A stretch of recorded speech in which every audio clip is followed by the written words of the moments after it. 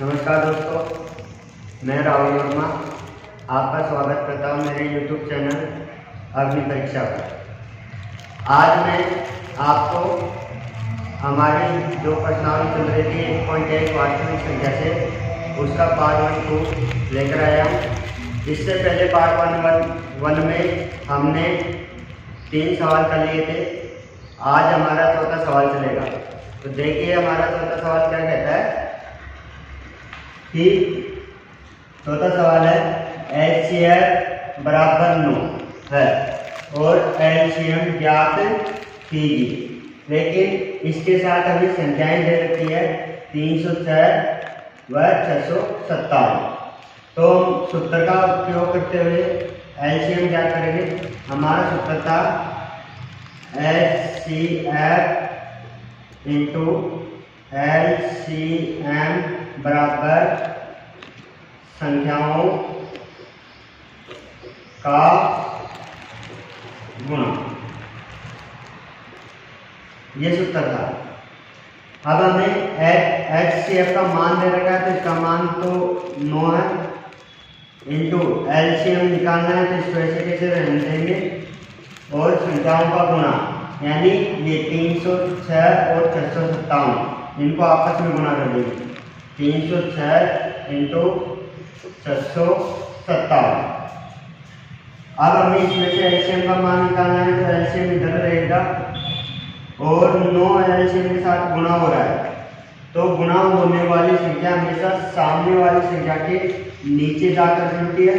तो 306 इंटू 657 को गुणा करेंगे तो हमारे पास संख्या आएगी 2,01,042। इसमें भाग दे देंगे 9 का। जब हम 9 का भाग 2,01,042 में भाग देंगे तो हमारे पास LCM निकल कर आएगा 22,338। अतः यह हमारा LCM निकल कर आता है। अब हम चलते हैं इसके बाद इसके नेक्स्ट सवाल पर।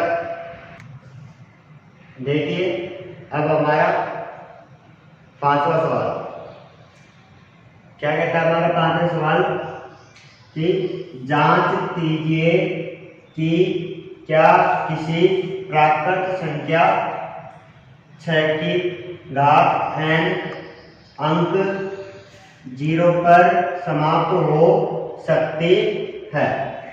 यानी हमें बताना है जो ये 6 है ये 0 अंक पर समाप्त होगी या नहीं।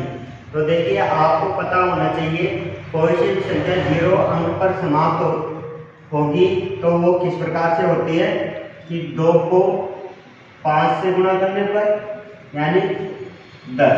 तो इसका इकाई अंक 0 आ रहा है तब समाप्त होगी, या 10 को किसी भी संख्या से गुणा करने पर, जैसे कि मैंने गुणा किया इसको 20 से तो सॉरी 2 से तो इसका मान आया 20। तो इसका इकाई अंक भी 0 आ रहा है। यानी कहने का मतलब यह है हमारा कि जो 6 का हम फैक्टर करेंगे वो 2 और 5 पर समाप्त होना चाहिए। अगर इस पर समाप्त होता है तो हमारा अंक 0 आएगा, नहीं तो यह अंक 0 पर समाप्त नहीं होगा। तो देखते हैं हम 6 का फैक्टर करके। संख्या है हमारे पास 6। इसका यदि हम फैक्टर करें यानी गुणनखंड तो 2 का भाग देंगे 3 बार, ये 3 का भाग 1 बार, तो 6 के गुणनखंड क्या हुए 2 इंटू 3। अब आप देखिए इसमें कि 6 के जो गुणनखंड किए हैं हमने वो 2 और 5 पर यानी इस पर 2 और 5 पर समाप्त हो रहे हैं या नहीं। तो यहाँ पर 2 और 5 पर ही समाप्त नहीं हो रहा तो इसका फैक्टर गुणनखंड जो हमने किया था 6 का तो कैसे प्राप्त हुआ 2 इंटू 3 और इसके क्या लगी हुई है घात n। इसके n घात लगा देंगे n। अब देखो इसमें 2 इंटू 5 नहीं आ रहा तो यह हमारा 0 पर समाप्त नहीं होगा। तो इसके लिए हम लिख देंगे अतः 6 के गुणनखंड 2 × 5 प्राप्त नहीं हुए हैं। अगर 2 और 5 प्राप्त हो जाते तो हमें इकाई अंक या 6 की पावर n अंक 0 पर समाप्त हो सकती थी। तो आगे लिखना पड़ेगा। तो 0 अंक पर यह संख्या समाप्त नहीं होगी। तो ये हमारा सवाल 5वां था जो समाप्त होता है। अब इसके बाद हम चलते हैं हमारे अगले सवाल पर। देखिए अब हमारा 6वां सवाल क्या कहता है, व्याख्या कीजिए कि 7 × 11 × 13 + 13 और 7 × 6 × 5 × 4 × 3 × 2 × 1 + 5 भाज्य संख्याएं क्यों हैं, हमें ये बताना है। तो हम सर्वप्रथम तो इस संख्या को लेंगे 7 × 11 × 13 + 13। फिर इसके बाद दूसरी संख्या इस वाली को कि 7 × 6 × 5 × 4 × 2 3 × 2 × 1 + 5। यानी हमें इसका भाज्य संख्या बतानी है। तो भाज्य संख्या वो होती है जो हमारे पास संख्या दे रखी है, इसके अदरवाइज और संख्या के गुणनखंड के रूप में हमें प्राप्त हो सकती है। यही संख्या, इसी संख्या का गुणनखंड और भी प्राप्त हो सकता है। अगर प्राप्त होगा तो यह भाज्य संख्या है, अगर प्राप्त नहीं हुआ तो नहीं होगी। तो देखिए इसमें से क्या कॉमन आ रहा है, हमारे पास इसमें से 13 समान है तो 13 तो कॉमन आ जाएगा। अंदर बचेगा 7 × 11 × ये 13 कॉमन आ गया, 1 + 1।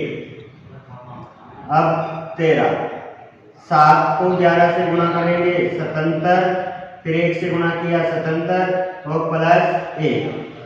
13 × 77 में 1 जोड़ेंगे तो 78। तो 78 के हमें गुणनखंड प्राप्त हो सकते हैं। तो हम ये लिख देंगे, अतः यह एक भाज्य संख्या है। ये तो हमारी ये 7 × 11 × 13 + 13 की भाज्य संख्या प्राप्त हुई है। देखिए अब हम दूसरी संख्या लेते हैं। दूसरी संख्या में देखते हैं कि क्या कॉमन आ रहा है। इसमें 5 कॉमन आ रहे हैं तो 5 को तो हम बाहर ले लेंगे। अंदर क्या क्या बचेगी हमारी संख्याएं, 7 × 6 × 5 की जगह 1 × 4 × 3 × 2 × 1 प्लस इस 5 की जगह भी 1 बचेगा। जब हम पूरी संख्याओं को इनको गुणा करेंगे तो हमारे पास आंसर आएगा 1008 + 1। फिर 5 कॉमन बाहर रहेगा, ऐसे कैसे 108 में 1 जोड़ेंगे तो हमारे पास संख्या आएगी 9। तो इसमें भी 1009 का गुणनखंड हमें प्राप्त हो सकता है। तो इसमें भी हम लिख देंगे कि अतः यह एक भाज्य संख्या है। क्यों है? क्योंकि मैंने बता दिया कि 78 और 109 इन दोनों का ही हमें अलग अलग गुणनखंड प्राप्त हो सकता है, इन दोनों संख्याओं के अलावा। अब हम चलते हैं हमारे इसके नेक्स्ट और लास्ट सवाल पर। देखिए अब हमारा लास्ट सवाल क्या कहता है कि लास्ट यानी 7वां सवाल, किसी खेल के मैदान के चारों ओर एक वर्ताकार पथ है, इस मैदान का एक चक्कर लगाने में सोनिया को 18 मिनट लगते हैं, जबकि इसी मैदान का एक चक्कर लगाने में रवि को 12 मिनट लगते हैं। मान लीजिए वे दोनों एक ही स्थान और एक ही समय पर चलना प्रारंभ करके एक ही दिशा में चलते हैं तो कितने समय बाद वह पुनः प्रारंभिक स्थान पर मिलेंगे। तो देखते हैं हमारा सवाल कि एक वर्ताकार पथ है इस प्रकार से, ये वर्ताकार पथ है और यहाँ से इस वर्ताकार के किसी एक बिंदु से सोनिया जब एक चक्कर लगाती है, एक चक्कर लगाती है तो उसे 18 मिनट लगते हैं, तो उसे 18 मिनट लगते हैं। और इसी बिंदु से यदि रवि एक चक्कर लगाता है तो उसे 12 मिनट लगते हैं।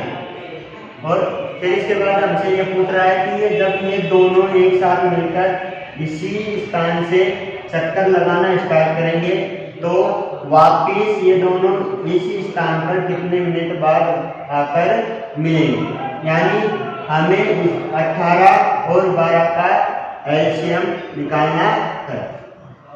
तो देखिए 18 और 12 का एलसीएम निकालें तो इन दोनों को एक साथ लिख देंगे 18 और 12।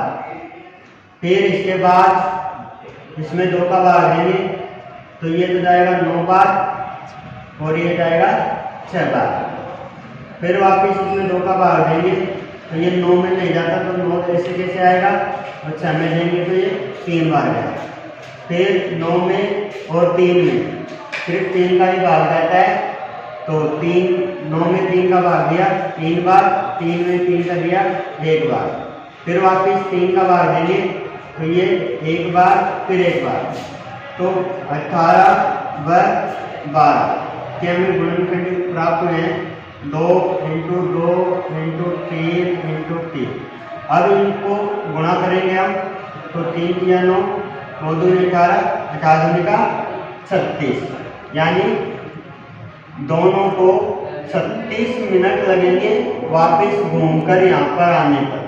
यानी यहाँ से प्रारंभ होंगे शुरुआत में तो जब ये घूमकर आएंगे तो इन दोनों को 36 मिनट लगेंगे कंप्लीट एक जगह वापस पुनः प्रारंभ करने के लिए। अतः अब ये हमारी प्रश्नावली समाप्त होती है। एग्जाम बोर्ड के अनुसार जो हमारा नया सिलेबस है वो 1.1 है और पुरानी किताब में इसको 1.2 दे रखा है। बहुत बहुत धन्यवाद। यदि आपको वीडियो पसंद आई हो तो लाइक और सब्सक्राइब जरूर करें और इस वीडियो को अपने साथियों को भी शेयर करें।